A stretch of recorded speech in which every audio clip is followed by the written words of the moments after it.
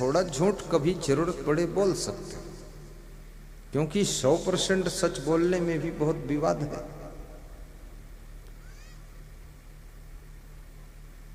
लेकिन अधिकतर तो सच ही बोलना चाहिए, और जहां सच बोलने से गड़बड़ होने वाला है तो वहां चुप रह लेना चाहिए। लेकिन कितने लोग तो 90% झूठ बोलते रहते। छत्तीसगढ़ में मेरा सत्संग था, तो एक सज्जन के यहाँ से मैं विदा हो रहा था, तो उनकी धर्म पत्नी ने कहा कि मेरे पति को समझा दो, ये दिन भर झूठ ही बोला था। तो मैंने कहा कितने दिन हो गए इनको तुम्हारे साथ? बोले 15 साल तो हो ही गए। तो मैंने कहा 15 साल में तुम नहीं समझा पाई तो 5 मिनट में हम क्या समझाएंगे? बोले शायद तुम्हारी बात मान लें। तो हमने कहा हमारी बात क्यों मान लेंगे? तुम पत्नी हो, रोज 2 टाइम भोजन बनाकर खिलाती हो, सुबह नाश्ता खिलाती हो, इनका बिस्तर भी लगाती हो, इनके पैर छूती हो, तब भी नहीं माना। मैं तो इसका कुछ भी नहीं करता, मेरी क्यों मानेगा? बोले आपसे प्रेम बहुत है इसलिए मान सकते हो। तो मैंने कहा प्रेम क्या तुमसे कम है? प्रेम न होता तुम्हारे साथ शादी क्यों करते हो? बोले प्रेम है, लेकिन हमारा प्रेम पुरान हो गया। बोले अभी प्रेम में यहाँ ज्यादा दम नाई है, अब अधमरा प्रेम है। अब न इनका कहूँ ठिकाना न हमका कहूँ ठिकाना, तो दोनों जन एक दूसरे खींचे चल रहे हैं, बाकी दम नहीं।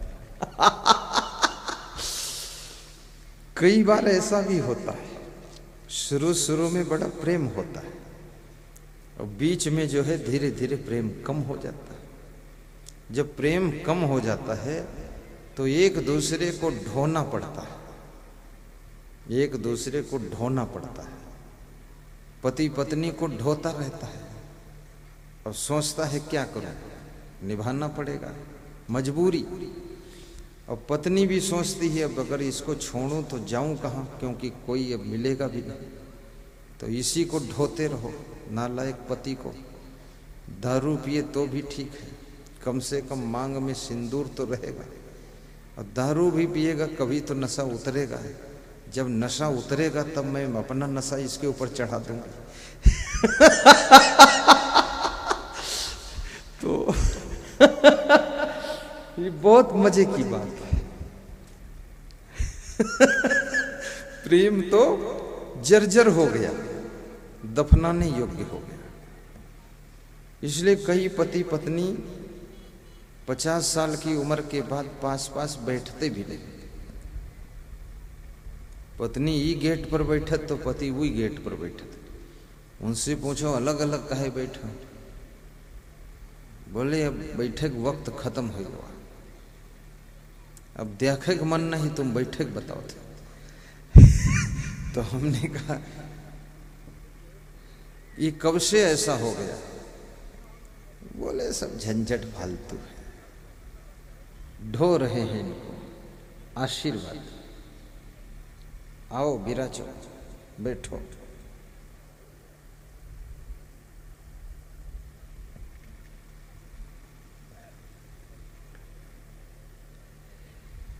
पुलिस जवानों को भी व्यास गाती धन्यवाद दे रही है, आशीर्वाद है विराजी। याद रखना भाइयों बहनों, प्रेम विहीन मनुष्य एक दूसरे को केवल ढोता है, आनंद समाप्त हो जाता है, जिंदगी भार हो जाती है। और जहां प्रेम होता है तो एक दूसरे को ढोना नहीं पड़ता है,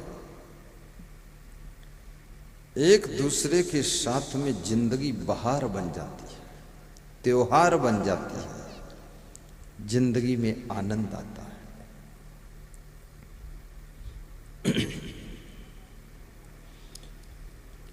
अधिक गलतियां करोगे धीरे धीरे प्रेम टूट जाएगा, मनमानी करोगे प्रेम मर जाएगा। मोडी डोडी बनोगे प्रेम समाप्त हो जाएगा। समझदारी से काम करोगे प्रेम जीवित रहेगा। विवेक पूर्वक चलोगे प्रेम बढ़ता जाएगा। संयम नियम कंट्रोल में रहोगे तो प्रेम में 4 चांद लग जाएंगे। एक दूसरे का ख्याल रखोगे तो प्रेम की बहार आ जाएगी। संभल कर आचरण करोगे प्रेम बढ़ता चला जाएगा। किसी की बात सुनोगे नहीं, मनमानी करोगे प्रेम खत्म हो जाएगा। चाहे पति पत्नी के बीच का प्रेम हो, चाहे भाई भाई के बीच का प्रेम हो, चाहे देवरानी जेठानी के बीच का प्रेम हो, या सास बहू या पिता पुत्र के बीच का प्रेम हो, और या कि गुरु शिष्य के बीच का प्रेम हो, याद रखना भाइयों बहनों, प्रेम हमेशा पवित्रता को चाहता है, और जहां पवित्रता समाप्त हो जाती है वहां प्रेम भी समाप्त हो जाता है।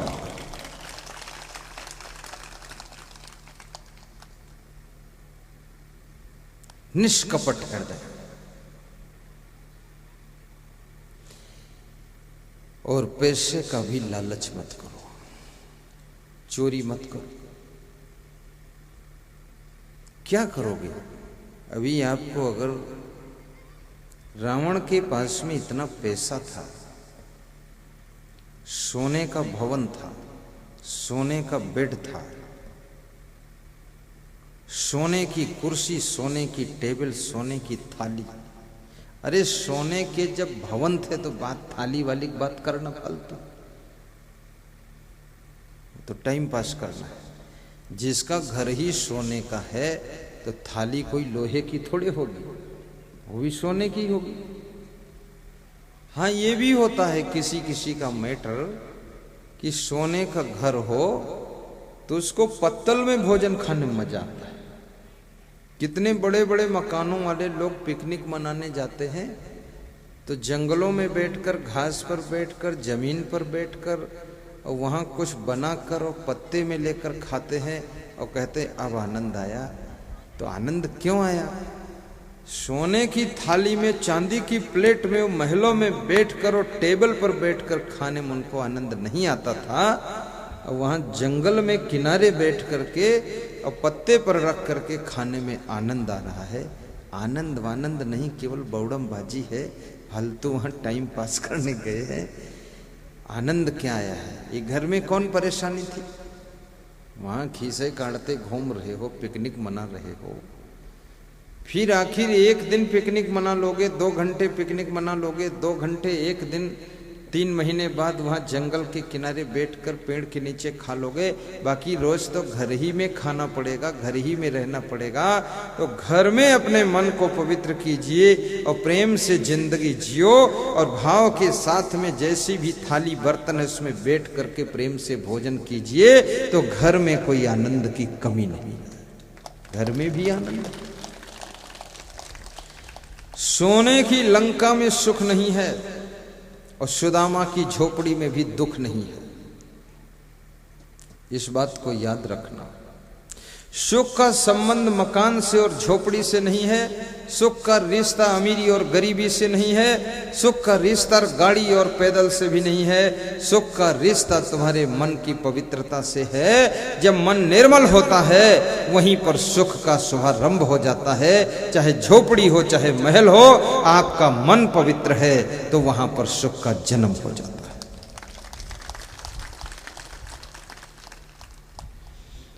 बुराइयों से मुक्त मनुष्य सुख के सागर में गोता लगाता है, और बुराइयों से भीगा हुआ इंसान महलों में रह करके भी टेंशन का शिकार होता है।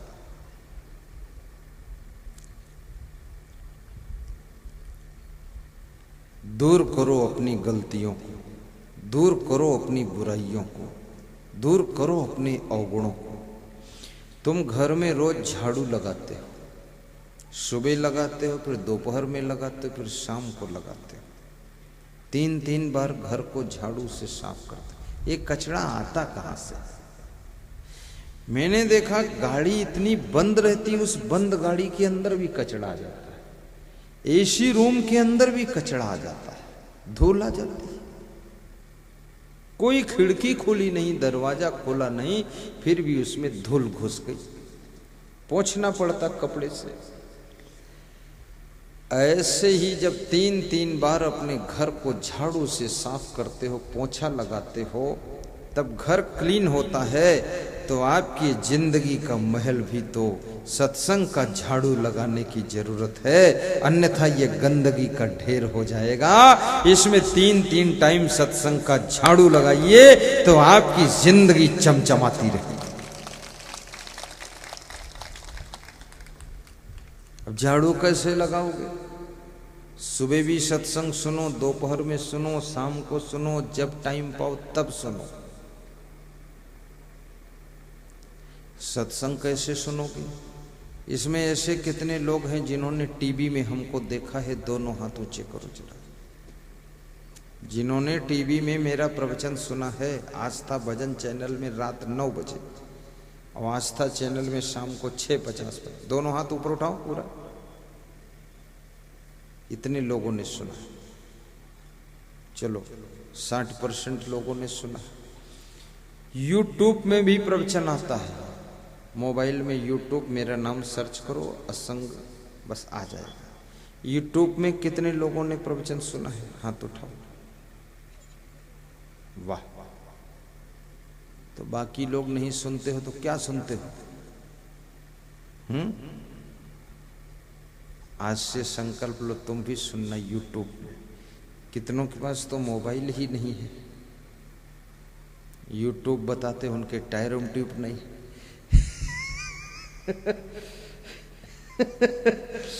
गरीबी बहुत है, लेकिन जिनके पास मोबाइल है उसमें यूट्यूब में प्रवचन सुन सकते हो। और मोबाइल में जो मेमोरी कार्ड पड़ता है, 60 घंटे का प्रवचन है उसमें, यहाँ सत साहित्य केंद्र में मेमोरी कार्ड मिलता है। और टीवी में जो पेन ड्राइव लगता है उसमें 150 घंटे का प्रवचन है, भजन है, यहाँ सत साहित्य केंद्र पर मिलता है। और तरह तरह की आध्यात्मिक पुस्तकें जो मैंने लिखा है वो भी वहाँ मिलती है, आप उनको भी ले लेना। एक मेमोरी कार्ड ले लो। अगर यूट्यूब नहीं चलता है तो कोई भी मोबाइल हो आपका, छोटा मोटा हो, उसमें भी मेमोरी लगाइए और 1 घंटा सुबह प्रवचन सुनो। प्रवचन से कितना बड़ा परिवर्तन होगा, ये साधारण चीज नहीं है प्रवचन।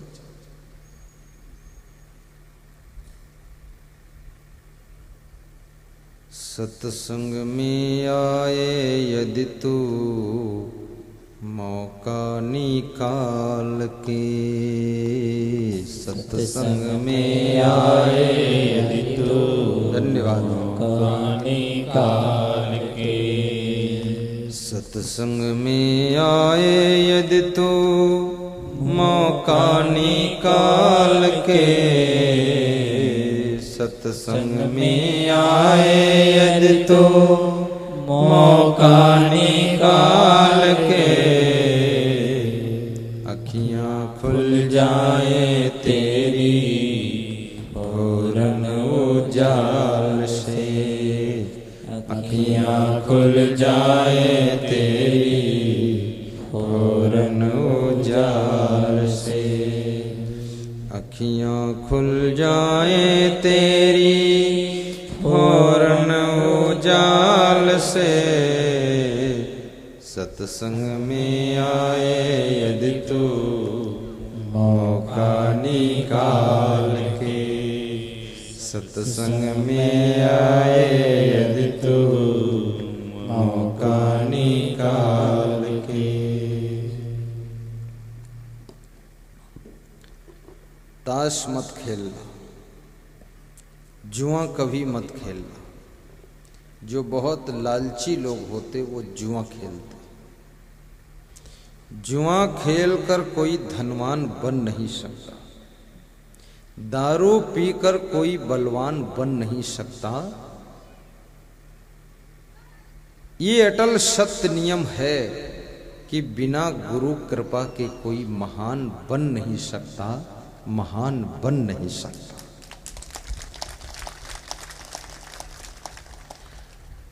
भगवान श्री राम के ऊपर भी गुरु विश्वामित्र की कृपा हुई थी, गुरु वशिष्ठ की कृपा हुई थी, तब वो भगवान बने थे। कितने लोगों के ऊपर तो दारू पीने वालों की कृपा है, 10-20 ठेलुहा लोग उनके साथ जुड़े। ठेलुहा समझते हो? फोकट के आदमी, गप्पा मारने वाले, रोज आएंगे तुम्हारे द्वार पर खीसे काढ़ेंगे, बस वही फालतू बात। उनको मैं ठेलुहा बोलता हूँ।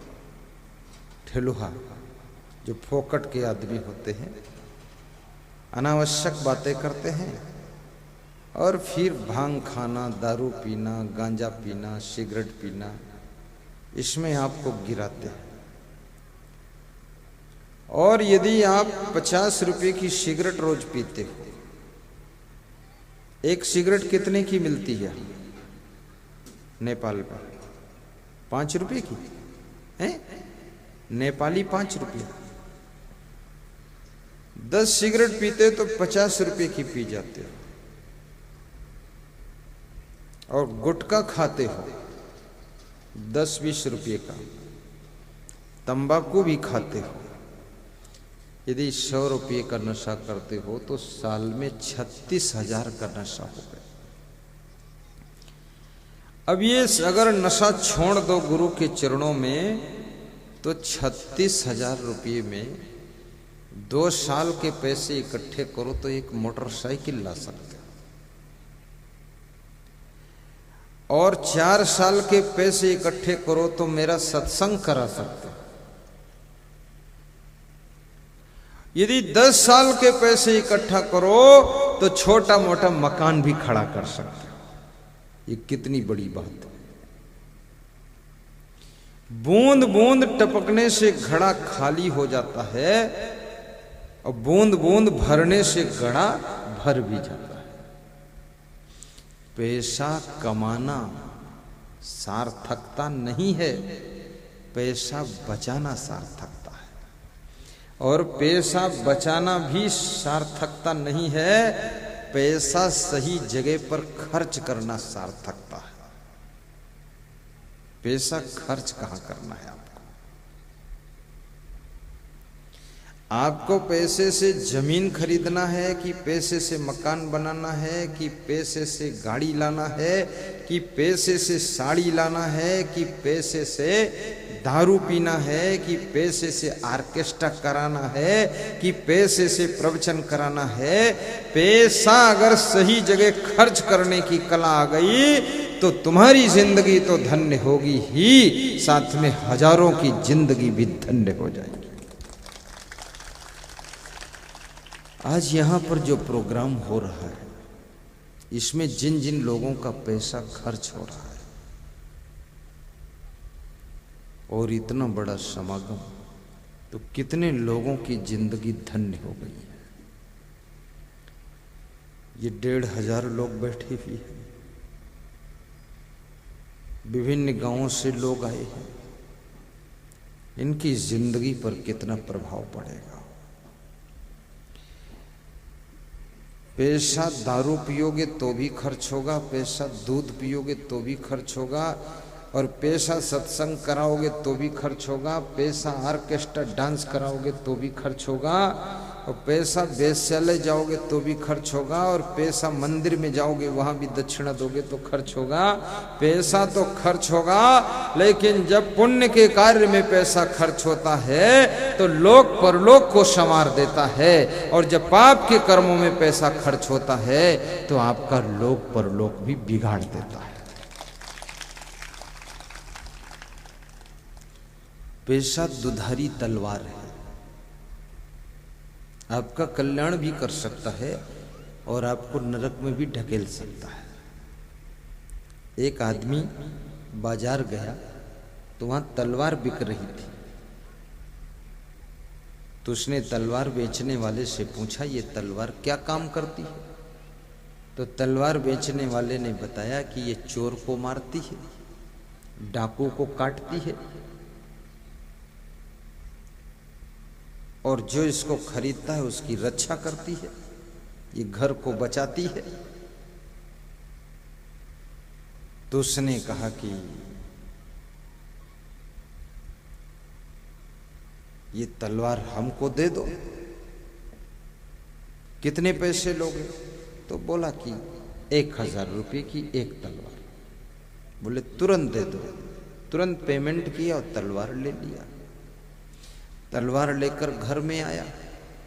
घर में रात को चोर घुसे तो उस तलवार के मालिक ने तलवार से कहा कि तलवार उठ और चोर को मार। तो तलवार नहीं उठी। तो उसने कहा उठती नहीं, 1000 रुपये खर्च हो गए, बैठी आलस्य करती, तेरा मुंह कूच दूंगा। तो एक मुक्का वो तलवार पर मारा तो उसका हाथ कट गया।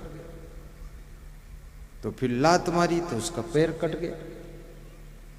तो बोला घर ही में कत्ल करती है और चोर को नहीं मारती। तो उसे बड़ा गुस्सा आया। सवेरे तलवार लेकर के तलवार बेचने वाले दुकानदार के पास गया। तो बोला कि रात में चोर आए थे, मैंने तलवार से कहा कि चोर को मार, तो उठकर गई ही नहीं। तो मेरे गुस्सा आई तो मैंने तलवार के मुक्का मारा तो मेरा हाथ कट गया, फिर लात मारी तो मेरा पैर कट गया।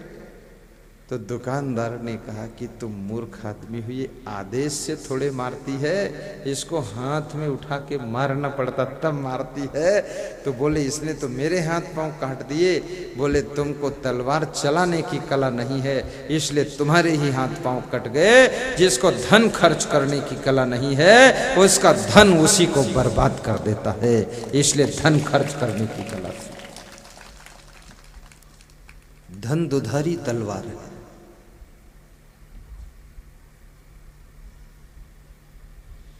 और धनवान भी बनो, महान बनो, बुद्धिमान बनो, गुणवान बनो, विचारवान बनो, मेहनत करो, उन्नति भी करो, अच्छा मकान बनाओ, अच्छी दुकान भी बनाओ, अच्छी गाड़ी भी रखो, विकास के लिए सोचो, इधर उधर समय बर्बाद मत करो,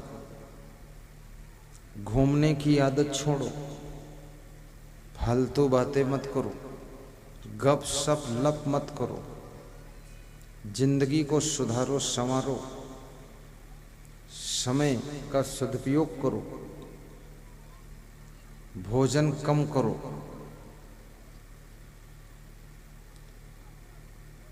कठोर परिश्रम भी करो, आलसी मत बनो, बैठे मत रहो, माटी के ढोंधा मत बनो, छोटी मोटी बीमारी में लेटो मत, काम करते रहो, पसीना निकलेगा बीमारी निकल जाएगी। जरा सा जुखाम हुआ रजाई ओढ़ के लेट गए, हो करने लगे, तुम्हें 1 महीना बीमारी दबाए रहेगी। एक छींक आ गई, तुरंत डॉक्टर साहब के पास पहुंच गए। डॉक्टर साहब छींक आ गया, डॉक्टर खुश हो गया, बोले समय पर मेरे पास आ गए, नहीं कुछ और हो जाता। डॉक्टर तो सोचता है अगर इसको छींक नहीं आएगी तो फिर मैं क्या करूंगा, खूब छींक आए तेरे को। डॉक्टर का निर्वाह रोगियों के ऊपर चलता है। जज लोगों की नौकरी मूर्खों के लड़ाई झगड़ों पर चलती है। वकीलों का धंधा बेवकूफों की बदतमीजी पर चलती है, विवादों पर चलती है।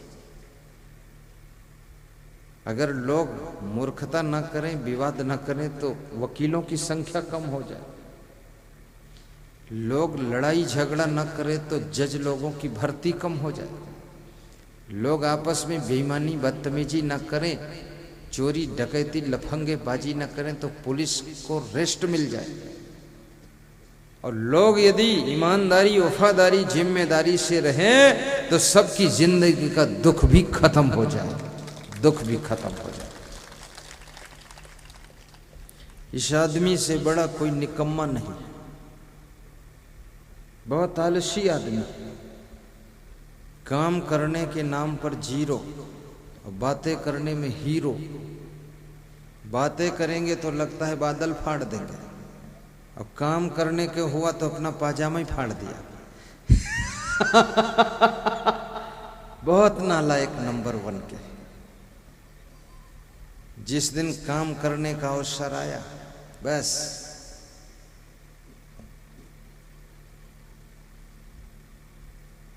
लेटे हुए हैं। कभी भी पूरा पूरा शरीर किसी का स्वस्थ नहीं होता है, कुछ ना कुछ, कहीं घुटने में दर्द थोड़ी रहती है, कहीं अंगुली में दर्द रहती है, कहीं पसली में दर्द रहती है। काम करते रहो दर्द हटती रहेगी, लेट जाओगे दर्द परमानेंट बैठ जाएगी।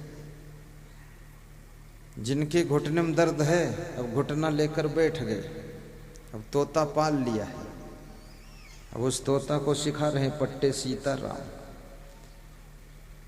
अरे घुटना हिलाओ डुलाओ, साइकिल चलाओ, घुटने पर 100 मुक्के मारो और थोड़ा चलो फिरो दौड़ो, और कोई तेल न मिले तो सरसों का तेल मालिश करो और धूप में बैठो 2 घंटे तक, घुटना का दर्द खत्म हो जाएगा।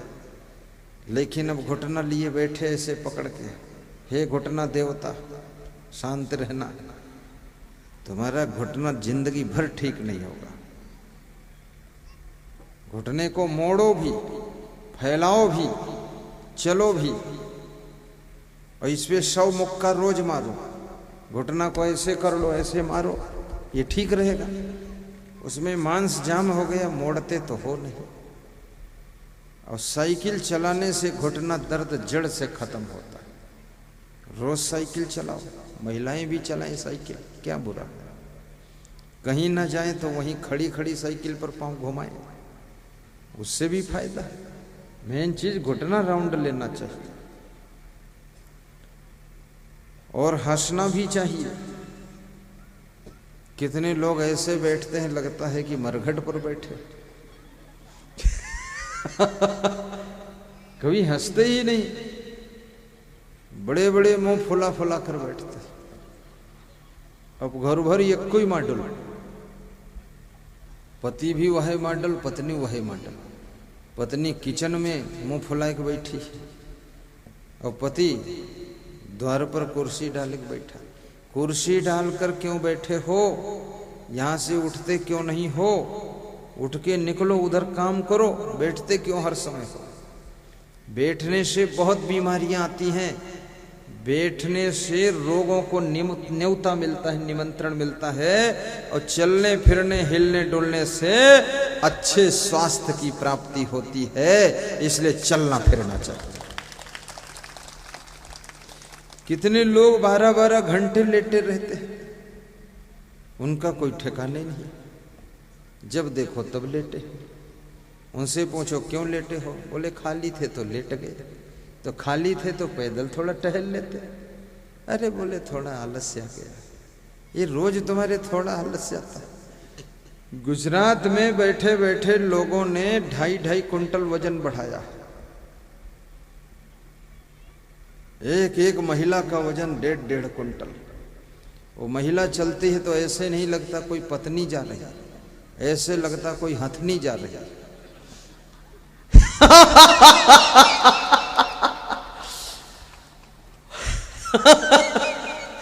अभी ये तो थारू प्रदेश है, थारू क्षेत्र, यहां तो महिलाएं भी बहुत मेहनत करती, खेतों में भी, इसलिए स्वस्थ रहती है। आप गुजरात में देखना है तो चल के देख लो। यहां की 4-4 महिला एक महिला पे तौल जाएगी।